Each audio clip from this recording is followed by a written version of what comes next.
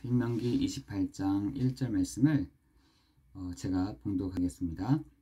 내가 내 하나님 여호와의 말씀을 삼가 듣고 내가 오늘 내게 명하는 그의 모든 명령을 지켜 행하면 내 하나님 여호와께서 너를 세계 모든 민족 위에 뛰어나게 하실 것이라.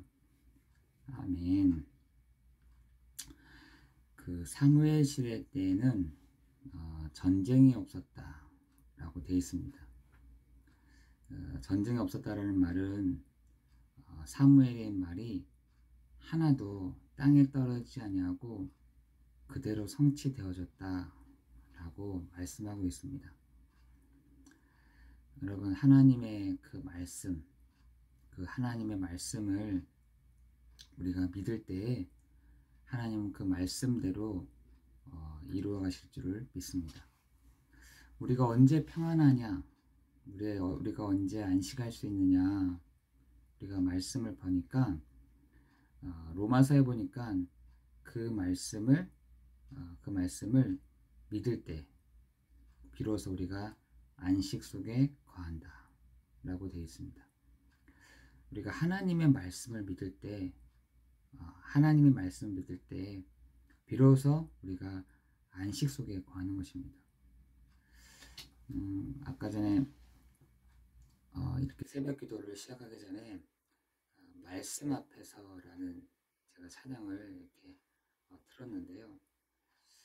2022년 우리 안디옥 교회의 주제곡입니다. 하나님 말씀 앞에서 우리가 서는 우리의 축복이 있기를 예수 그리스도의 이름으로 기도합니다. 2022년도에는 우리가 다른 거 앞에 서는 것이 아니라, 우리가 문제 앞에 서는 것이 아니라, 우리가 근심 앞에 서는 것이 아니라, 위기 앞에 서는 것이 아니라 하나님 말씀 앞에서 서는 은혜가, 축복이 있기를 기도합니다. 사단은 2022년도 한 번도 가보지 않는 이 길을 두렵게 하기도 하고요, 또 머뭇거리게 하기도 하고 헷갈리게 하기도 하겠지만, 우리가 말씀 앞에 서는 그 시간에 명확하게 보이고 분명하게 보이고 정확하게 보게 되는 그 축복이 있어질 줄 믿습니다. 하나님께서는 절대 구원받을 수 없는 조건과 망할 수밖에 없는 우리를, 또 죄와 사망의 그 법 가운데 있었던 우리를, 하나님의 자녀된 신분과 권세로 바꿔주셨습니다. 우리는 그 세상에 다 있다 보면은요, 이게 희미해질 때가 있거든요. 우리를 이렇게 바꿔놓으셨는데도 우리의 신분과 권세를 바꿨음에도 불구하고 그것이 희미하게 하는 겁니다. 사단은 요한복음 10장 10절에 보니까 도둑이요 강도요 살인케 하는 자요 곧 멸망케 하는 자다. 구원받은 백성을 망하게 할 수가 없으니까 도둑질에 가는 겁니다. 뭘 도둑질에 가게 하느냐, 이 신분과 권세, 이 사실을 제대로 못 내도록 희미하게 하는 겁니다. 말씀 안에 거하는 축복을 우리에게 주셨는데, 우리의 선행과 노력과 이것이 우리가 하기 때문에 하나님이 신분과 권세를 바꿔주신 것이 아니라 예수 그리스도로 말미암아, 그 창조의 빛으로 말미암아 재창조의 능력으로 오신 그 그리스도를 우리가 붙잡음으로 말미암아 우리의 신분과 권세를 바꿔주셨던 것입니다. 이 당연하고 필연적인 그 축복을 모세는 딱 붙잡았습니다. 창세기 3장 15절에 여자의 후손으로 보내주신 그 구원의 하나님, 모세가 그걸 누가 들었겠습니까? 모세가 알았겠습니까? 요괴 배색이 들었겠죠. 창세기 3장 15절에 여자의 후손, 구원의 방주로 보내신 예수 그리스도, 네피림의 저주로부터 구하신 하나님, 약속의 땅으로 인도하시는 하나님의 은혜, 이것을 요괴 배색을 통해서 분명히 들었을 것입니다. 이처럼 그 당연한 축복을 각인하고 누리고 있으면 이스라엘 백성이 피제사 드리는 날 출애굽하고 홍해를 건넌 것처럼 필연적인 응답을 받게 되는 것입니다.